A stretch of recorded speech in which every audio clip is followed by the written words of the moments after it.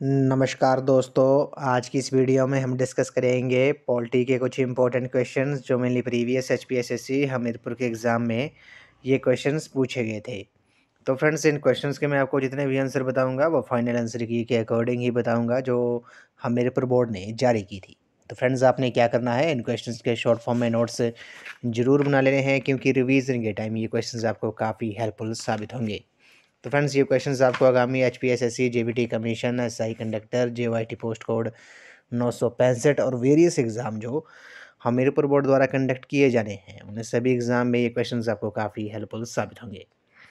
तो फ्रेंड्स, अगर आप एचपी टेट की तैयारी भी कर रहे हो तो इसके लिए भी मैंने एक अलग से प्लेलिस्ट बनाई है जिसका जो लिंक है मैंने डिस्क्रिप्शन बॉक्स में दे दिया है। वहाँ पर आप जाकर वीडियोस देख सकते हो। वहाँ पर आपको एचपी टेट के रिगार्डिंग 150 प्लस वीडियोज़ आपको देखने को मिलेंगी।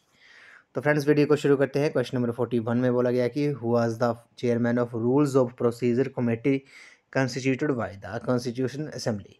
तो संविधान सभा द्वारा जो गठित नियम प्रक्रिया समिति के जो सभापति थे वो कौन थे? काफ़ी इंपॉर्टेंट क्वेश्चन है। क्वेश्चन नंबर 41 का जो राइट आंसर है वो आपका ऑप्शन नंबर बी है, डॉक्टर राजेंद्र प्रसाद जो है इस क्वेश्चन का राइट आंसर है। संविधान सभा द्वारा जो गठित नियम प्रक्रिया के सब समिति के सभापति जो थे वो डॉक्टर राजेंद्र प्रसाद थे। आपको पता होगा ये भारत के प्रथम राष्ट्रपति भी थे। डॉक्टर राजेंद्र प्रसाद जो है इस क्वेश्चन का राइट आंसर है। आपको पता होगा संविधान के बारे में तो हाँ, पिछले कल जो हमने 74वां गणतंत्र दिवस मनाया है, ये आपको पता होगा।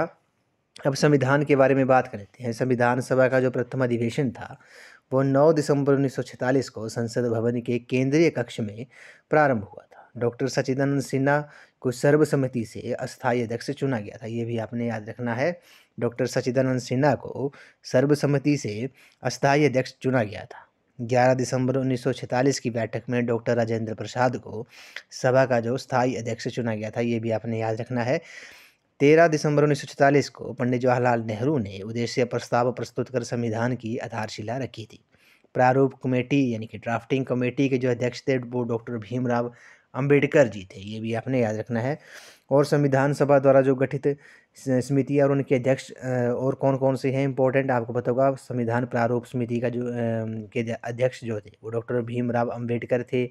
सलाहकार समिति, मूल अधिकार प्रांतीय संविधान समिति एवं अल्पसंख्यक समिति के जो अध्यक्ष थे वो सरदार वल्लभ भाई पटेल थे। झंडा समिति के जो अध्यक्ष थे वो जेबी कृपलानी थे। संचालन समिति डॉक्टर राजेंद्र प्रसाद थे। और संघ संविधान समिति और एवं संघ समिति के जो अध्यक्ष थे वो पंडित जवाहरलाल नेहरू थे। ये भी आपने याद रखना है। तो ऑप्शन नंबर बी जो है इस क्वेश्चन का राइट आंसर है। संविधान सभा द्वारा जो गठित नियम प्रक्रिया समिति के जो सभापति थे वो डॉक्टर राजेंद्र प्रसाद थे। तो ऑप्शन नंबर बी इस क्वेश्चन का राइट आंसर है। और डॉक्टर भीमराव अंबेडकर जी को भारतीय संविधान के जनक के रूप में जाना जाता है। ये भी आपने याद रखना है। तो ऑप्शन नंबर बी इस क्वेश्चन का राइट आंसर है। क्वेश्चन नंबर 42 पे चलते हैं। इसमें बोला गया कि the idols of liberty, equality and fraternity in the preamble of the Indian Constitution have been taken from the Constitution of which country? तो भारतीय संविधान के आमुख में स्वतंत्रता, समानता और भाईचारा के आदर्श किस देश के संविधान से लिए गए हैं? काफ़ी इंपॉर्टेंट क्वेश्चन है। क्वेश्चन नंबर 42 का जो राइट आंसर होगा वो आपका ऑप्शन नंबर ए है। फ्रांस जो है इस क्वेश्चन का राइट आंसर है। फ्रांस जो है इस क्वेश्चन का करेक्ट आंसर हो जाएगा। बात करते हैं भारतीय संविधान के जो प्रमुख उपबंध और स्रोत हैं। कुछ इम्पोर्टेंट स्रोत और उपबंध हैं उनके डिस्कस कर लेते हैं। जैसे मौलिक कर्तव्य जो है वो किसके देश से लिए गए हैं? वो पूर्व सोवियत संघ से लिए गए हैं। ये आपने याद रखना है। और संविधान संशोधन जो प्रक्रिया है, अमेंडेंट जो है वो किस देश से लिया गया है? वो आपको पता होगा वो दक्षिण अफ्रीका देश से लिया गया है। और संसदीय प्रणाली ब्रिटेन से। और मौलिक अधिकार, स्वतंत्र एवं निष्पक्ष न्यायपालिका तथा न्यायिक पुनर्विलोकन का सिद्धांत, उपराष्ट्रपति का पद, ये जो उपबंध हैं वो यूएसए के संविधान से लिए गए हैं। ये आपने याद रखना है। और गणतंत्रात्मक शासन व्यवस्था जो है वो भी फ्रांस से ली गई है। ये भी आपने याद रखना है। तो ऑप्शन नंबर ए जो है इस क्वेश्चन का राइट आंसर है। क्वेश्चन नंबर 43 पे चलते हैं। क्वेश्चन नंबर 43 में बोला गया है कि भारतीय संविधान का कौन सा भाग यूपीएससी तथा राज्य लोक सेवा आयोग से संबंधित है? Which part of the Indian constitution deals with UPSC and state public service commission? तो भारतीय संविधान का कौन सा भाग जो है वो यूपीएससी और राज्य लोक सेवा आयोग से संबंधित है? क्वेश्चन नंबर 43 का जो राइट आंसर है वो आपका ऑप्शन नंबर डी है, भाग 14 जो है इस क्वेश्चन का राइट आंसर है। आपको पता होगा भाग 14 जो है वो संघ एवं राज्य के अधीन सेवाओं से संबंधित है। इसका जो वर्णन है वो अनुच्छेद 308 से लेकर अनुच्छेद 323 तक है। ये आपने याद रखना है। आर्टिकल 308 से लेकर इसका जो वर्णन है वो आर्टिकल 308 से लेकर आर्टिकल 323 तक है, 323 तक है। भारतीय संविधान का भाग 14 जो है वो यूपीएससी और राज्य लोक सेवा आयोग से संबंधित है। क्वेश्चन नंबर 44 पे चलते हैं। क्वेश्चन नंबर 44 में बोला गया है कि भारतीय संविधान की कौन सी अनुसूची दल बदल निषेध कानून से संबंधित है? Which schedule of the Indian constitution deals with the anti defection law. तो भारतीय संविधान की कौन सी अनुसूची है दल बदल निषेध कानून से संबंधित है? क्वेश्चन नंबर 44 का जो राइट आंसर है वो आपका ऑप्शन नंबर सी है, 10वीं अनुसूची जो है। 10वीं अनुसूची जो है इस क्वेश्चन का राइट आंसर है, दल बदल कानून से ये संबंधित है। ये 52 जो अमेंडेंट हुआ था, 92वां जो संशोधन हुआ था, कब हुआ था? ये हुआ था 1985 में। 1985 में संशोधन हुआ था, ये भी आपने याद रखना है। तो भारतीय संविधान की जो 10वीं अनुसूची है वो दल बदल निषेध कानून से संबंधित है। नेक्स्ट क्वेश्चन पे चलते हैं। क्वेश्चन नंबर 45 में बोला कि गोवा किस वर्ष अस्तित्व में आया था? Goa came into existence in which year?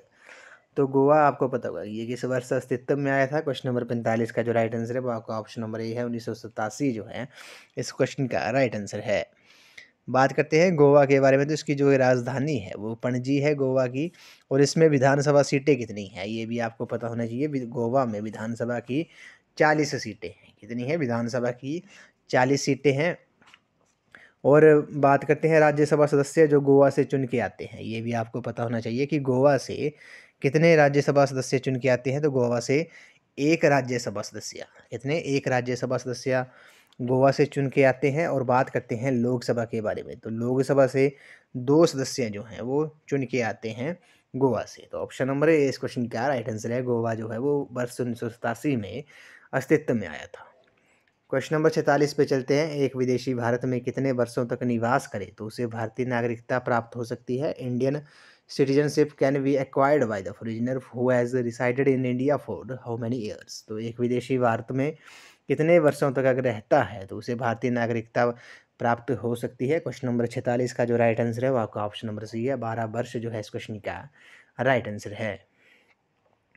Question number 47 पे चलते हैं। Which writ deals with the unlawful detentions? कौन सी याचिका अवैध निरोध से संबंधित है? इस क्वेश्चन का जो राइट आंसर होगा क्वेश्चन नंबर 47 का वो आपका ऑप्शन नंबर ए है, बंदी प्रत्यक्षीकरण जो है, हेवियस करप्ट जो है इस क्वेश्चन का राइट आंसर है।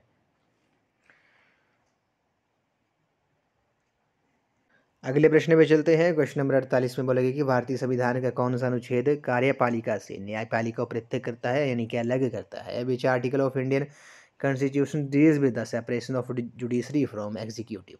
तो भारतीय संविधान का कौन सा अनुच्छेद जो है वो कार्यपालिका से न्यायपालिका को अलग करता है? क्वेश्चन नंबर 48 का जो राइट आंसर है वो आपका ऑप्शन नंबर डी है, आर्टिकल 50 जो है इस क्वेश्चन का राइट आंसर है। क्वेश्चन नंबर 49 पे चलते हैं। क्वेश्चन नंबर 49 में बोला गया कि भारतीय संविधान में निर्दिष्ट मूलभूत कर्तव्यों की कुल संख्या कितनी है? Total number of fundamental duties mentioned in the Indian constitution is? तो भारतीय संविधान में निर्दिष्ट मूलभूत कर्तव्यों की जो संख्या है वो कितनी है? क्वेश्चन नंबर 49 का जो राइट आंसर है वो आपका ऑप्शन नंबर बी है, 11 जो है इस क्वेश्चन का राइट आंसर है। भारतीय संविधान में निर्दिष्ट जो मूलभूत कर्तव्य हैं वो उनकी संख्या जो है वो 11 है। तो ऑप्शन नंबर बी इस क्वेश्चन का राइट आंसर है।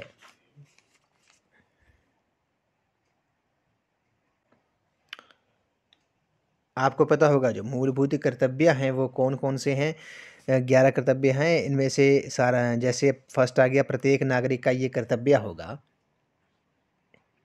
क्या होगा? प्रत्येक नागरिक का ये कर्तव्य होगा कि वे संविधान का पालन करें, उसके आदर्शों, संस्थाओं, राष्ट्रध्वज और राष्ट्रगान का सम्मान करें, और वैज्ञानिक दृष्टिकोण और ज्ञान अर्जन की भावना का विकास करें, सार्वजनिक संपत्ति को सुरक्षित रखें, व्यक्तिगत एवं सामूहिक गतिविधियों के सभी क्षेत्रों में उत्कर्ष की ओर बढ़ने का सतत प्रयास करें, माता पिता या संरक्षक द्वारा 6 से 14 वर्ष के बच्चों हेतु प्राथमिक शिक्षा प्रदान करें, और प्राकृतिक पर्यावरण की रक्षा और उसका समर्थन करे, भारत के सभी लोगों को में समरसता और समान भ्रातृत्व की भावना का निर्माण करे, हमारी संस्कृति की गौरवशाली परंपरा का महत्व समझे और उसका निरीक्षण करे, देश की रक्षा करे और भारत की प्रभुता, एकता और अखंडता की रक्षा करे, उसे अक्षुण्ण रखें। ये भी और स्वतंत्रता के लिए हमारे राष्ट्रीय आंदोलन को प्रेरित करने वाले उच्च आदर्शों को हृदय में संजोए रखें और उनका पालन करें।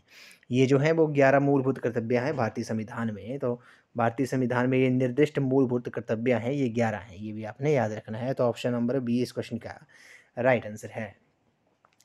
क्वेश्चन नंबर 50 पे चलते हैं। क्वेश्चन नंबर 50 में बोला गया है कि भारत का सबसे युवा राष्ट्रपति कौन था। काफ़ी इंपॉर्टेंट क्वेश्चन है। Who was the youngest president of India. तो भारत का सबसे युवा राष्ट्रपति कौन था। क्वेश्चन नंबर 50 का जो राइट आंसर है वो आपका ऑप्शन नंबर ए है, एन संजीव रेड्डी जो है इस क्वेश्चन का राइट आंसर है। नीलम संजीव रेड्डी जो थे वो भारत के सबसे युवा राष्ट्रपति थे। उनका जो कार्यकाल था वो 1977 से लेकर कब 1977 से लेकर 1982 तक था इनका कार्यकाल। किसका? नीलम संजीव रेड्डी का। ये भारत के सबसे युवा राष्ट्रपति थे। और सबसे प्रथम जो राष्ट्रपति थे वो कौन थे? वो डॉक्टर राजेंद्र प्रसाद थे, ये आपने याद रखना है। और ये संविधान सभा के अध्यक्ष भी थे। और डॉक्टर सर्वपल्ली राधाकृष्णन जो थे वो दूसरे राष्ट्रपति थे भारत के। और प्रथम मुस्लिम राष्ट्रपति जो थे वो डॉक्टर जाकिर हुसैन थे। अभी प्रेजेंट में जो हैं वो श्रीमती द्रौपदी मुर्मू जी जो अभी प्रेजेंट में भारत के राष्ट्रपति हैं वो 15वें राष्ट्रपति हैं, ये भी आपने याद रखना है। वो उड़ीसा स्टेट से बिलोंग करते थे। और उनसे पहले रामनाथ कोविंद जी जो थे वो भारत के राष्ट्रपति थे।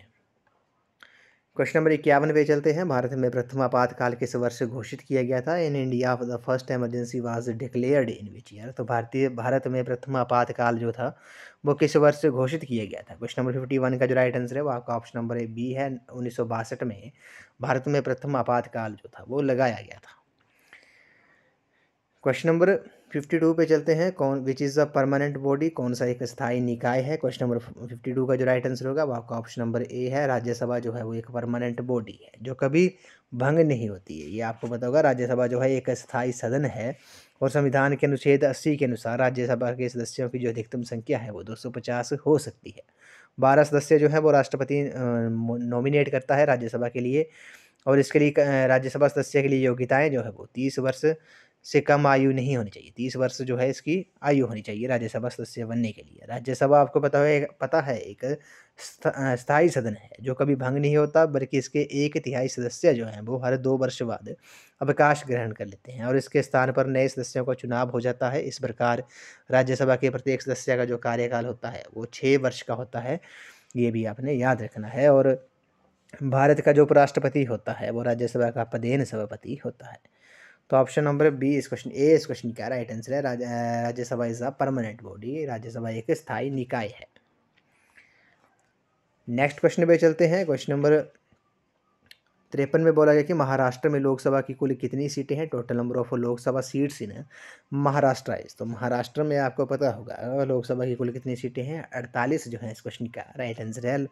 महाराष्ट्र में लोकसभा की 48 सीटें हैं। बात करते हैं सबसे ज़्यादा जो लोकसभा सीटें हैं वो यूपी में है। कितनी है? यूपी में जो हैं वो 80 जो हैं वो लोकसभा की सीटें हैं। कितनी है? 80 लोकसभा की सीटें हैं। उसके बाद महाराष्ट्र में 48 हैं। उसके बाद पश्चिम बंगाल में 42 हैं। ये भी आपने याद रखना है।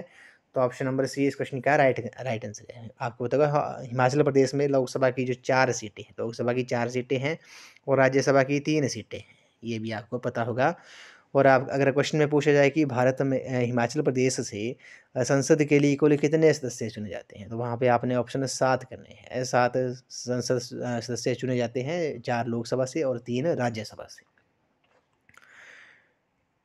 क्वेश्चन नंबर 54 पे चलते हैं। इसमें बोला गया कि भारत की न्यायिक व्यवस्था में सबसे सर्वोच्च कौन होता है। विच stands at the apex of the judicial system of India. तो भारत की न्यायिक व्यवस्था में सबसे सर्वोच्च कौन होता है। क्वेश्चन नंबर 54 का जो राइट आंसर है वो आपका ऑप्शन नंबर डी है। नन ऑफ दीज जो है इस क्वेश्चन का राइट आंसर है। अगले प्रश्न पे चलते हैं। क्वेश्चन नंबर 55 में बोला गया कि एक राज्य के महाधिवक्ता की नियुक्ति कौन करता है। Who appoints the advocate general of a state. तो एडवोकेट जनरल ऑफ स्टेट महाधिवक्ता की नियुक्ति, राज्य के महाधिवक्ता की नियुक्ति जो है वो कौन करता है। क्वेश्चन नंबर 55 का जो राइट आंसर है वो आपका ऑप्शन नंबर डी है। गवर्नर जो है इस क्वेश्चन का राइट आंसर है। आपने कमेंट सेक्शन में जरूर बताना है कि हिमाचल प्रदेश के प्रेजेंट में गवर्नर कौन है, ये आपने कमेंट सेक्शन में बताना है।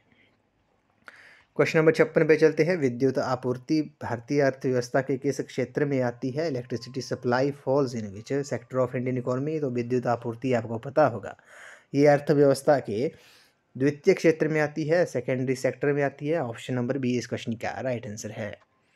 क्वेश्चन नंबर 57 पे चलते हैं। केंद्रीय सांख्यिकी संगठन किस वर्ष गठित हुआ था? Central statistical organisation was constituted in which year? तो केंद्रीय सांख्यिकी संगठन जो था वो किस वर्ष से गठित हुआ था? ये आपको पता होगा 1951 में ये गठित हुआ था। ऑप्शन नंबर बी इस क्वेश्चन का राइट आंसर है। क्वेश्चन नंबर 58 पे चलते हैं। इसमें बोला गया कि नीति इन नीति आयोग रेफर्स टू, तो नीति आयोग में नीति से संदर्भ है, नीति की फुल फॉर्म क्या है? इसमें ऑप्शन में नहीं है, नन ऑफ दीज इस क्वेश्चन का राइट आंसर है। आपने कमेंट सेक्शन में जरूर बताना है कि नीति की फुल फॉर्म क्या है। आपको पता होगा नीति आयोग की जो स्थापना हुई थी वो कब हुई थी? वो 1 जनवरी 2015 को हुई थी। पहले इसे प्लानिंग कमीशन के नाम से जाना जाता था, योजना आयोग के नाम से जाना जाता था। इसके जो अध्यक्ष होते हैं वो प्रधानमंत्री होता है। इसके जो पहले अध्यक्ष थे वो कौन थे? इसके जो फर्स्ट अध्यक्ष थे वो पता होगा, नीति आयोग के जो अध्यक्ष होते हैं वो प्रधानमंत्री, और इसके जो प्रथम उपाध्यक्ष थे वो अरविंद पनगड़िया को इसका प्रथम उपाध्यक्ष बनाया गया था। ये भी आपने याद रखना है। नीति आयोग के वाइस चेयरमैन जो थे, प्रथम उपाध्यक्ष जो थे, वो अरविंद पनगड़िया को बनाया गया था। अभी प्रेजेंट में कौन है नीति आयोग के उपाध्यक्ष? ये सुमन बेरी है। ये भी आपको पता होना चाहिए। सुमन बेरी जो है वो प्रेजेंट में नीति आयोग के उपाध्यक्ष हैं। तो फ्रेंड्स, आज की इस वीडियो में बस इतना ही। आज हमने पॉलिटी के कुछ इंपॉर्टेंट क्वेश्चन डिस्कस किए जो प्रीवियस HPSSC हमीरपुर के एग्ज़ाम में ये क्वेश्चंस पूछे गए थे। तो फ्रेंड्स, इन क्वेश्चंस के मैंने आपको जितने भी आंसर बताए वो फाइनल आंसर की के अकॉर्डिंग ही बताए हैं जो हमीरपुर बोर्ड ने जारी की थी। तो फ्रेंड्स, आपने क्या करना है, इन क्वेश्चंस के शॉर्ट फॉर्म में नोट्स से जरूर बना लेने हैं, क्योंकि रिवीजन के टाइम ये क्वेश्चंस आपको काफ़ी हेल्पफुल साबित होंगे। और ये क्वेश्चंस आपको आगामी HPSSC, GBT commission, SI conductor, JYT post code 965 और वेरियस एग्ज़ाम जो हमीरपुर बोर्ड द्वारा कंडक्ट किए जाने हैं उन सभी एग्ज़ाम में ये क्वेश्चंस आपको काफ़ी हेल्पफुल साबित होंगे। तो फ्रेंड्स, आज की इस वीडियो में बस इतना ही। आई होप आपको वीडियो पसंद आई होगी। तो वीडियो अगर आपको अच्छी लगी है तो वीडियो को लाइक, शेयर एंड कमेंट जरूर कर दें। तो आज की इस वीडियो में बस इतना ही। तो थैंक यू फ्रेंड्स।